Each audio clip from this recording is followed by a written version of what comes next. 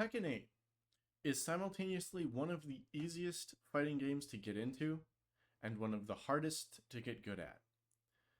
And there kind of comes a point in a lot of competitive ranked Tekken players like playtime where they kind of have to admit to themselves that they are learning and not just playing the game. I believe that that point can start at any time in a Tekken player's like time in the game, and I guess you could say almost career for some people. But for me, that moment kind of came in orange ranks and very early orange ranks, but not with my first character. In fact, with my second character that I really took a lot of time to learn. But I hadn't really known how to play him until red ranks. But that doesn't mean that I never learned with him before then.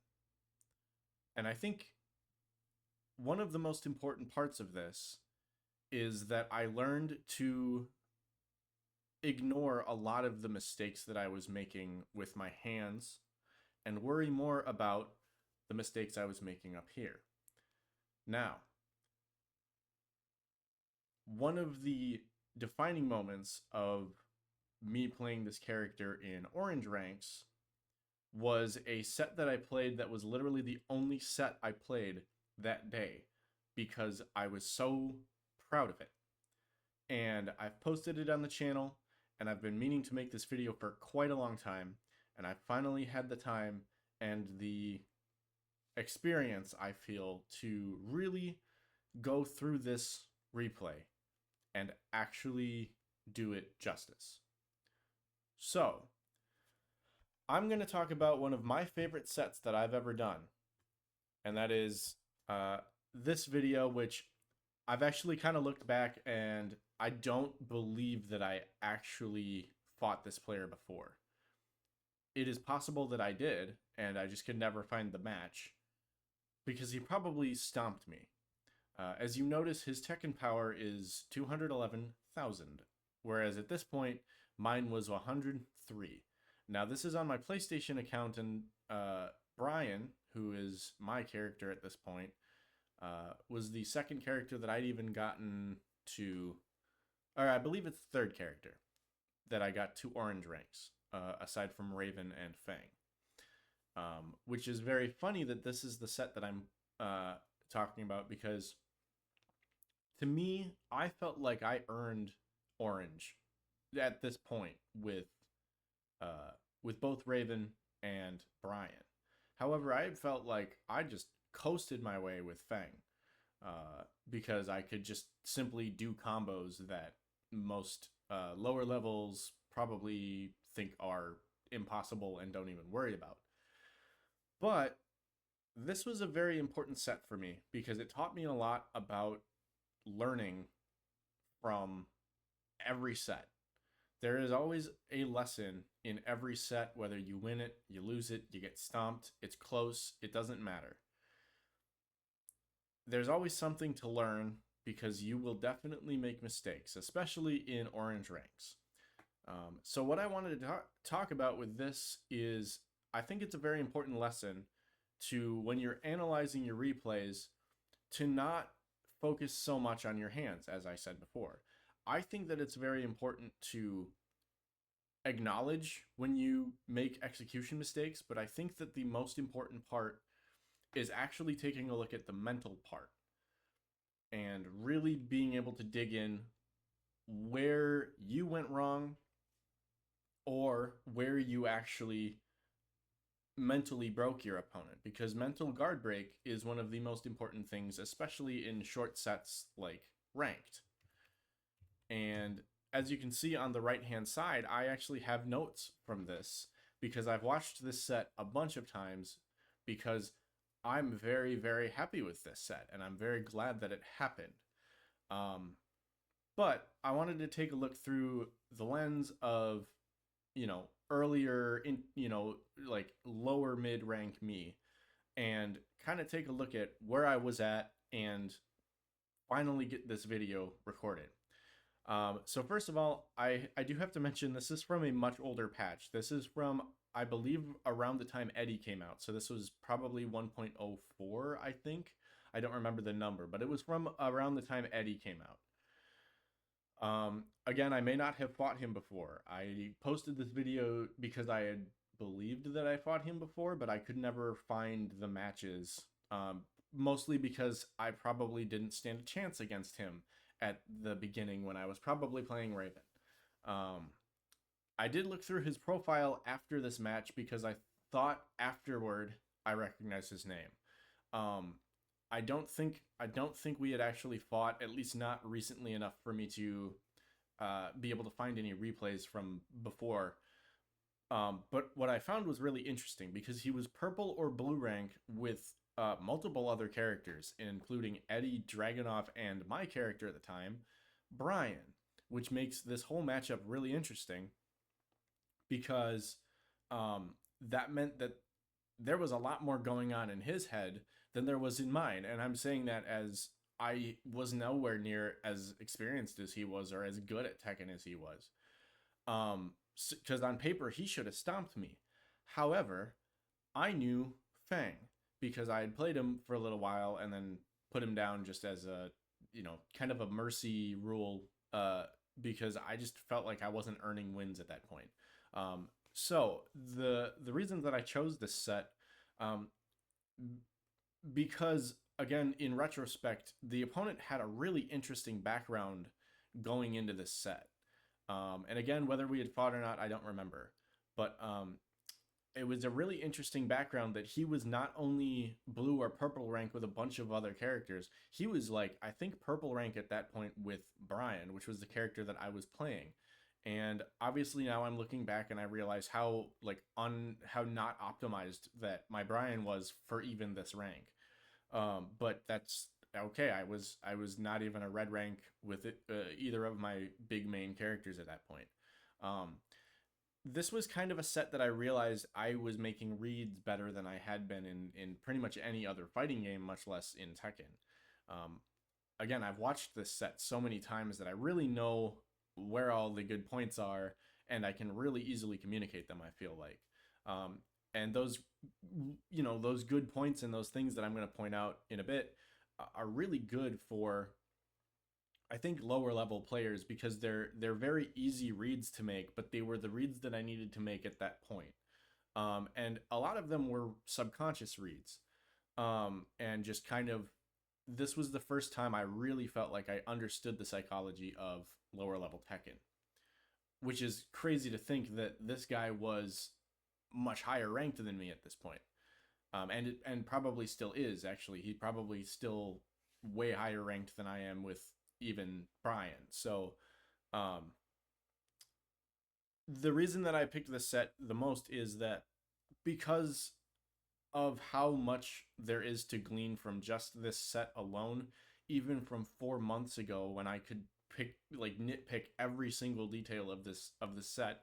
I learned a lot about both Tekken, but more importantly myself, because I mean, there's just so much to read here and so much to see that I'm just so proud that this set has really still stuck out in my mind. I've forgotten most of the other sets that I've played, but this one is really stuck in my head, and I think that that's kind of a sign that I need to make this video. And I'm not even usually somebody who believes in like signs from the universe telling me to do something, but I think this is a very important set and a very important video that I need to make. Um, let's take out all of the like human aspects of this. Let's just talk about, from a gameplay perspective, the characters. So first of all, this is like, again, 1.04, so Feng was still quite strong in this match. So going into this was, this was, he had everything. He had great pokes, he had big combos, his frames were unbelievably good. And he is a fairly easy character to pick up and play, so his risk reward ratio was really really low. Like the risk was low, and you could just get like anything you wanted if you knew how to play him, which is very important in this set. Um, as opposed to Brian, who is a character with slow normals, has very weak neutral Tekken. He's got nuclear mid range. I should have written down launchers. He's got nuclear mid range counter hits, but they're very slow. And even his best counter hit launcher, which is his I could argue his quarter circle forward 3-4, or just while standing 3, or forward 3. Both of them are still fairly slow, and you kind of have to be able to set them up. Um, he also has very hard combo execution, which comes into play in this set quite a bit. And overall, just the risk reward ratio with Brian is you have a lot of risk going in with any interaction, and it only works if you get the reward. Like otherwise, you are kind of putting yourself in a really tough position if you don't know how to set him up correctly and how to use him. So I really am very excited to talk about this set because I love it. I think that it's a very just amazing showcase of like what someone can do even at lower levels against somebody who is technically higher level than them if you are able to get into the psychology of the game and make just a couple of really key reads. So, without further ado, yes, there will be a timestamp, to skip this whole part because I know I talk a lot, but I really want to get into this set, and let's do it. So this is a very important set to me. So round one, I don't think I quite made a lot of reads here. This was a very feel out kind of first round. So one of the things that I've always been able to do in Tekken 8 is I had figured out how to KBD. I figured out how to backdash. As you can see, I got a big counter hit there. But that was big and slow, and it was just because he was really aggressive, and I read that I could probably get a counter hit.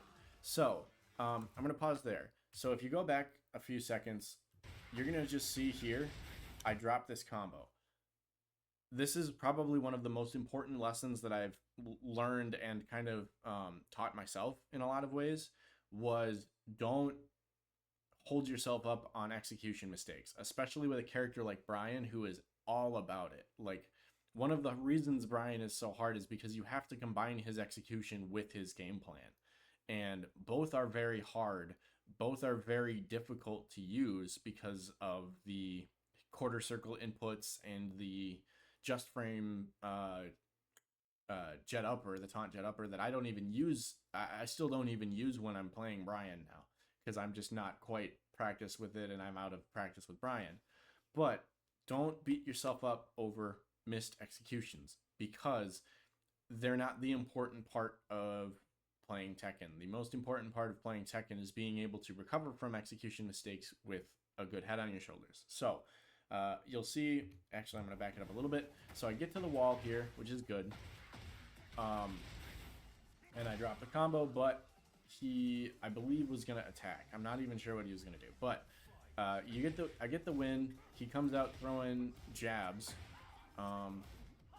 Okay, so this is one of the funniest moments I think in my entire like Tekken career, like as somebody who plays Tekken, not a career, but this is one of the funniest moments that I saw, and this was when rollback was still kind of throwing a lot of people off. If you see here, there is a frame skip here on the snake edge. So if you see that flash on the screen, that's actually me hitting the snake edge. And it rolled back a frame or two, and he blocked it, and now he got a punish for it, and now I'm on the back foot. So it's just kind of funny. Overall, I'm not quite making a lot of reads at this point, but one of the reads that I'm starting to make is that this guy is very aggressive. And, you know, one of the things when somebody is aggressive, I could have whiff punished there. So that's another thing. Something I miss a lot of times is whiff punishes with Brian. And this is at the point where I didn't really know about forward 4-1 with him. I didn't even know that was a move. And when I did remember it was a move, I didn't remember during matches. I didn't really know at that point that that was a move. So I wasn't really using it as a whiff punish because I didn't trust myself with it, and I wasn't using taunt jet upper. I wasn't using what is it, quarter circle back 2-4. I wasn't using that. I didn't really know his mini combos at this point, which is wild because I knew his big like nuclear counter hit combos. But I one of the things that I really regret a lot of times in this set is not punishing his whiffs because he whiffed a lot. But that's just something for later on that I learned later. I should have punched him there, but he was also quite a ways away. But I am noticing now that he's very aggressive, and I'm just trying to play around that, and I'm just trying to catch his counter hits. Now, a big thing that I notice now is I whiffed multiple hatchet kicks, and that's just a range knowledge thing, and he gets the low punish here. So I'm just missing a lot of stuff just on range. That's just experience. That's again execution thing. I think it's just knowledge of your moves. So here I get a counter hit.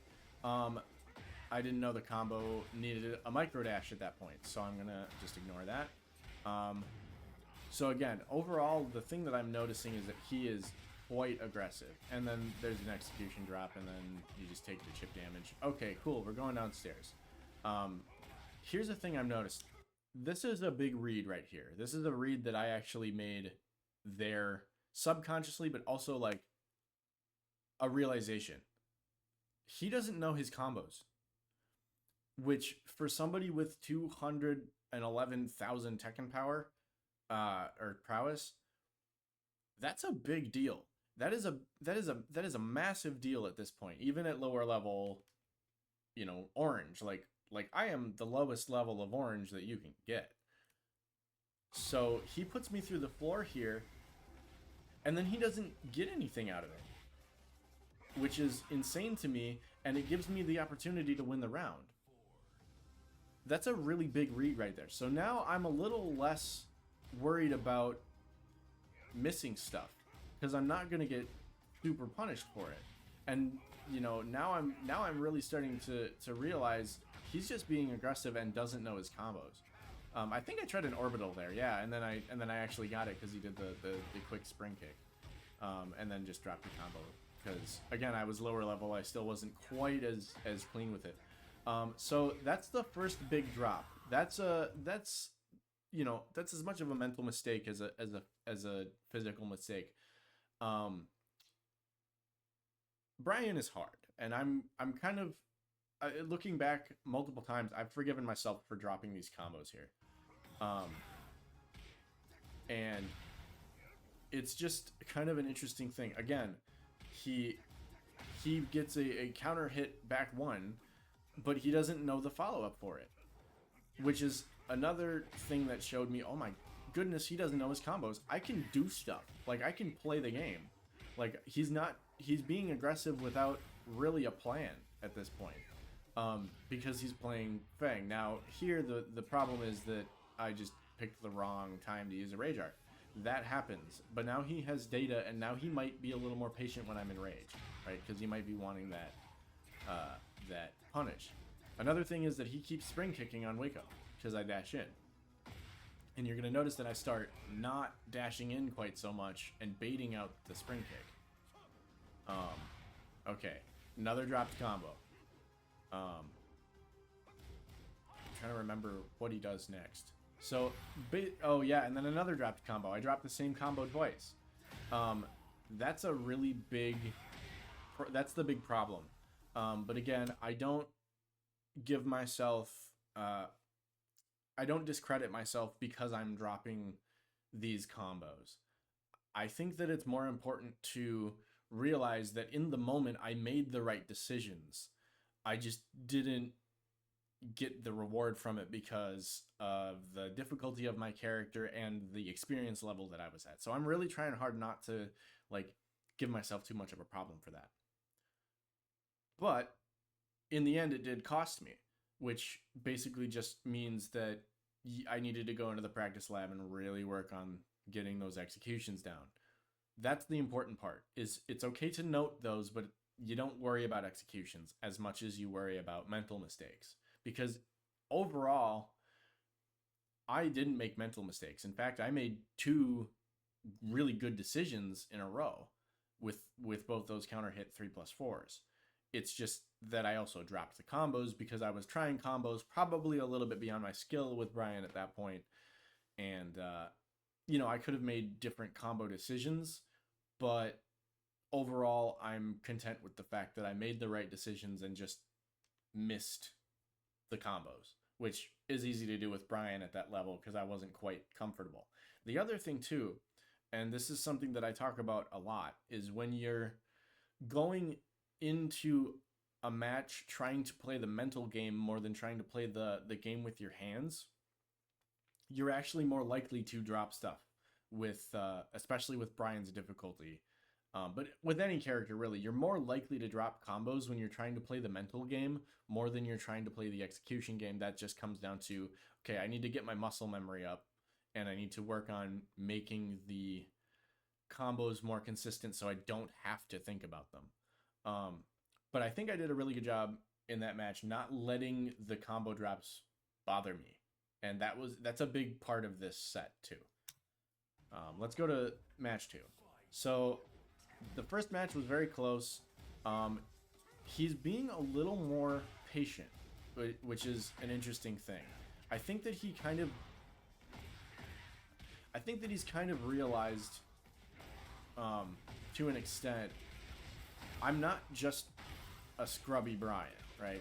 I think he's realized that I can play Brian a little bit at this point. And so that's very important, is he's being less aggressive now. And you can see that he's backdashing instead of pressing at the first thing. So that's just a dropped mini combo. Again, I made a good decision. I'm not worried about it.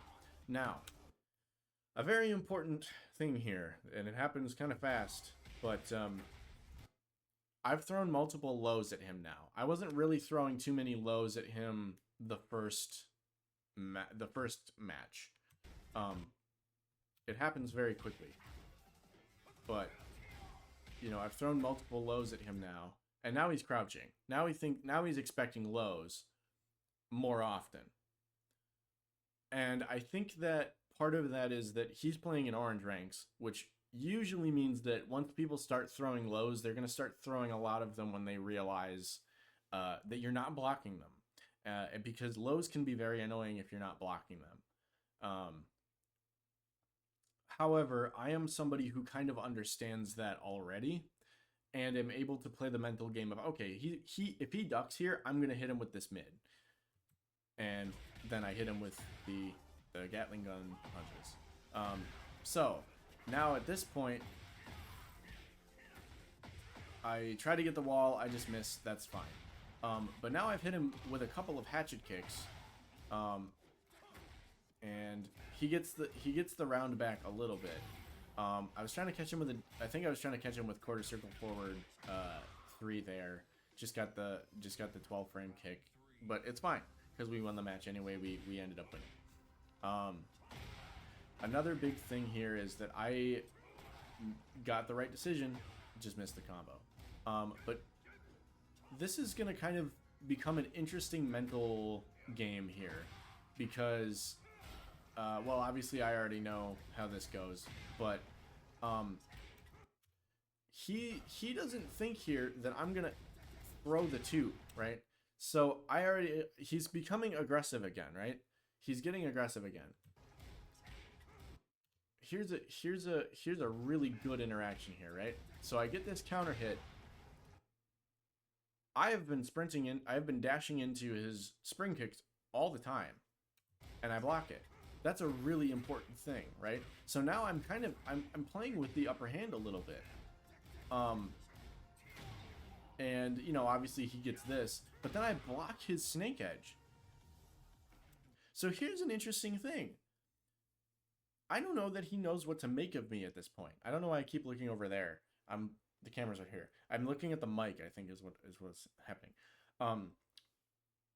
But so what's happened so far? So the first match was a very close 3-2 on his part, right? He won that match, but it was close. But I got comfortable. And I won the second match in this set 3-0. So I'm thinking he's in a little bit of a weird, like, I don't know what to do state, you know?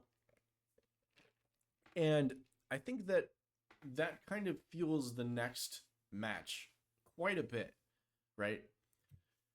So let's look at this third match here. So he's coming out aggressive again. Um, you'll notice that I wasn't really using a lot of power crushes because at this level, most people just mash you out of it. So another drop combo, but I made a good decision, right? Okay, so here's another thing. He blocked Snake Edge before, but now he's not thinking about it, right? Look at the way that I set this up, right? He's expecting me when he doesn't press. He's expecting me to play the game, right? He's expecting me to press. Look at all the jittering that I do here and try to like bait him into doing something, right? So I realize now he's not going to do anything. So I just go in and Snake Edge him because he's thinking about everything else, right? That's a really interesting mental thing. Now, you'll notice here that after I drop that combo, I hit him on wake up after he tech rolls with a hatchet kick. He's going to start making this read, right? So I then get a counter hit jab into the Gatling gun punches, and he doesn't press this time. Sorry for pausing so much, but I wanted to just point that out. But you'll notice that I keep throwing jabs to interrupt his offense, right? Because I've noticed, okay, so now we're both throwing just random snake edges at each other, right? Okay, that's an interesting thing, right? So this moment here is a really important thing, right? So I block the second one and press too early because I forget that he has the mid and he's gonna throw it, right? And then he just gets really aggressive because he got a knockdown and it got Oki. And then I guessed wrong. I thought he might go low on that kick. And he went mid. So, but this is a very interesting thing now. I hit him with Snake Edge again because he's not thinking about it now. And I block the spring kick again, and I low parry him and just don't know what to do there. That's a mental mistake just based on I didn't expect to get a low parry there. But now he's really pushing the advantage using plus frames. That just happens against Fang, and then he just got all the back foot stuff. So what have we done again at this point? Let's recap. He won a very close first match, right? He won a very close 3-2. He then lost 3-0, and now he's in a flow state because he's won 2 rounds straight. I should be dead in the water at this point, right? I should just be a limp fish on a fishing pole, right? Well, here's the thing. I'm me and I'm stubborn. I'm a very stubborn Tekken player.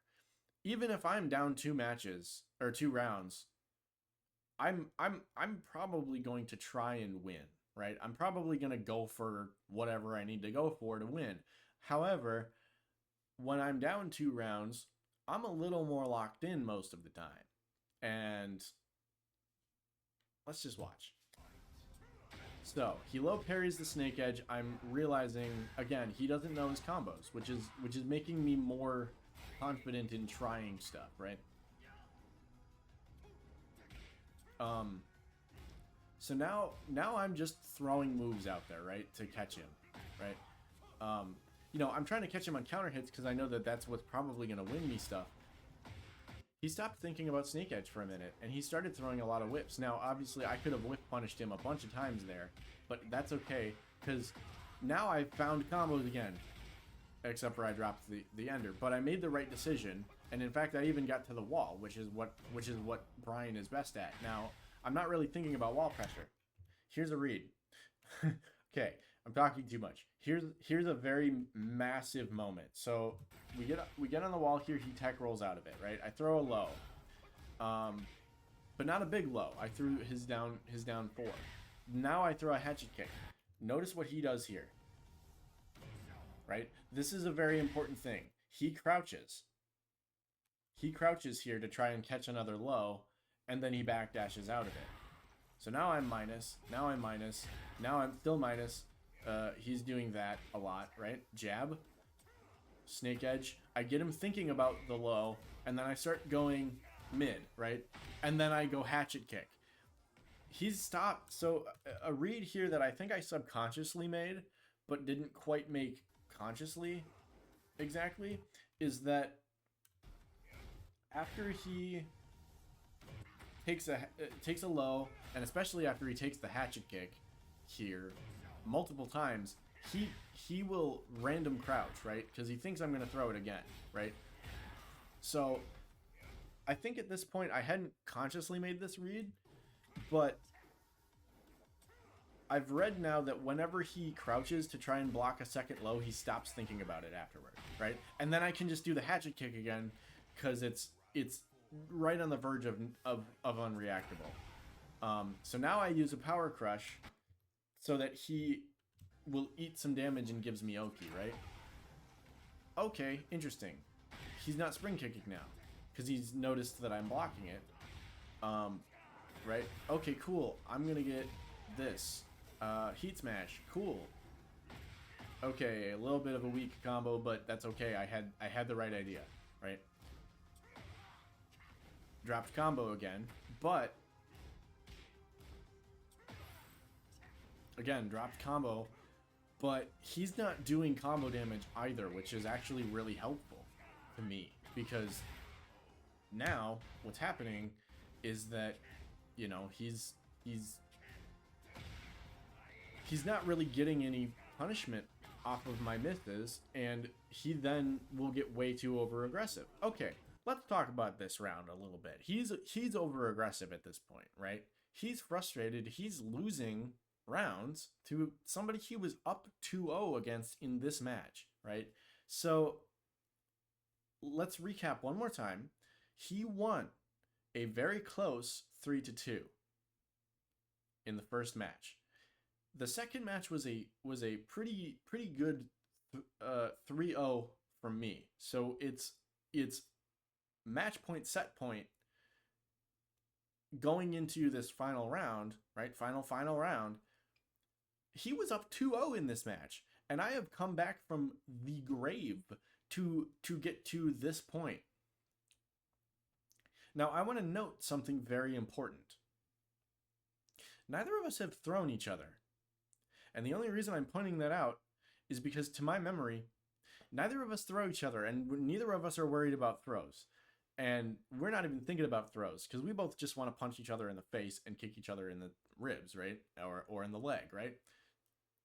But he's got to be so frustrated at this point, right? And he's so aggressive in this last round. Spoiler. He's so aggressive in this last round, right? Because, you know, you haven't seen it yet, but now he's doing plus frame moves, right? Back 3. Oh, sidestep. Very nice sidestep. Okay, cool. Sidestep. Oh, sidestep. Okay, wait. Let's go back. Okay, so now he throws 3 running 3s in a row, right? After he gets this knockdown here, right? After he gets this knockdown, he doesn't know his combos, right? 1. Okay, I'm gonna sidestep here. Okay, it tracked me enough to clip me. Cool. Okay, I think he's gonna go low. Oh, he's jumping again. Okay, he hit me. Okay, 4th time, I finally block it. He has not lost health. He thinks he's in the process right now of booking this as a win because he's got me against the wall. He's got me basically no recoverable health, and I am already in rage, right? Cool. Now he's gonna just play wall pressure, right? Yeah. Okay. Cool. I didn't punish that. Cool. He's hitting me. Oh no. Oh, big mistake, right? Okay, Kempo Step is a pretty good option against most people, but Brian has really good mid-range things. Now, I could have definitely made a different decision here. I could have just done the quarter circle forward 2-2 ender and gotten and gotten the floor break. But something that I've actually realized is something pros do a lot now is they'll do Rage Art and then they'll do Heat Burst to do it safely, to be able to do it safely. Now, something that of course, first of all, big damage, love that, and he doesn't have any recoverable health. That's another reason why I did it. Is so now he can't get back to like, 55, 60% health, right? He's at 40% or whatever, 41, 42. But at this point, he expects me to really be flowing again because I finally just hit a big combo. And now I'm all of a sudden in, not in rage, but I have heat. That's a big deal here, right? I want to point out how funny this is. He plays Brian better than I do. But he's so mad. He's so frustrated at the way that this match is going that he's completely forgotten how Brian works, right? In this moment, I go into heat, cool. He's a long ways away, right? He tries to sidestep, and whether I did this intentionally or unintentionally, I whiffed this knee. But I also know that I'm still going to throw the Superman punch. And he should know that because he plays Brian. And then you get this big counter hit spark. And of course, because it's Brian, it breaks the floor, right? Okay, bad combo. This happens so fast. This happens so fast. And I love it because I didn't realize it until afterward. So the read that I made afterward, in retrospect, is that every time he crouched, he forgot about lows after he uncrouched and started trying to play neutral again, right? So bad combo. Look. He wakes up crouching. Now, it happens very fast. It's a micro crouch because he expects the hatchet kick, and then I think he reads that I didn't throw it right away, right? So now here we are. He sidesteps. That is a really weird position for Brian's legs, and it's kind of funny. We're gonna ignore that for now. It's kind of funny, but he's sidestepping, and then he just eats a freaking hatchet kick because every time he's uncrouched, he's forgotten about the lows because I keep mixing up my timing. Now, if you were to go back through this match, you would probably notice every time I was in range of a hatchet kick, I'm very proud of the like way that I mixed up my low timing because he didn't block a single hatchet kick in the match. If you go back and you actually look at it, and I did go back, when I threw a hatchet kick in range, he did not block a single one in the entire match. But you'll notice that I got him thinking about it, and then every time he's like uncrouched and he just completely forgot that it was an option, right? And so he eats this low. And that's one of the best sets of my life. Like, I literally only played that set that day. Also, if you want more stuff, go watch these two videos. I might also have 2 more videos going up right here. But, or yonder there. Because I'm just a little guy in a camera. But I think that it is a very important thing to talk about. That you can learn so much in retrospect that you also kind of already realized in the moment without realizing you realized it in the moment, right? So, overall, I think an important lesson of all of this is you can win against anybody. It just comes down to knowing the game, understanding your situation, and as we noticed in the second to last round,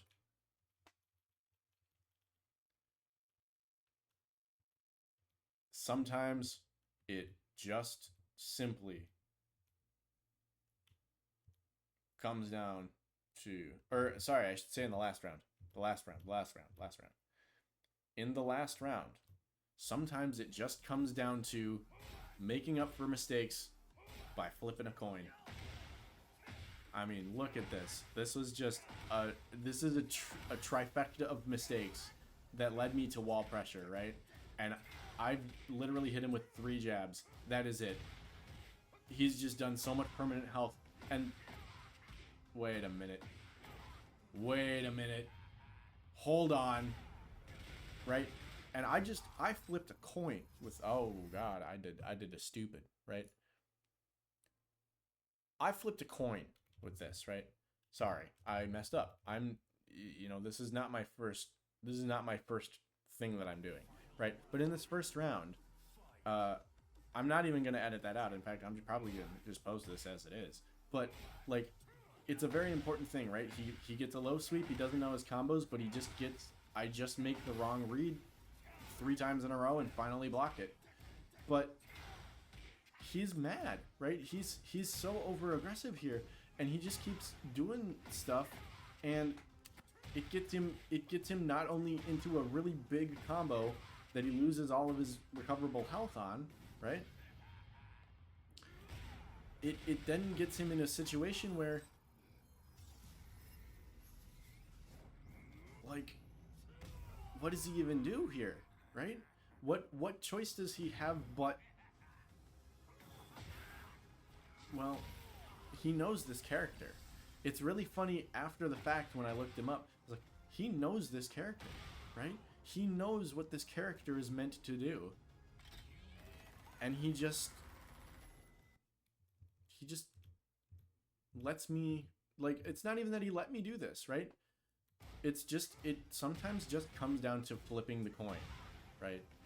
It sometimes is just, it's sometimes just flipping a coin, right? And that's Tekken 8 for you, right? That's Tekken 8.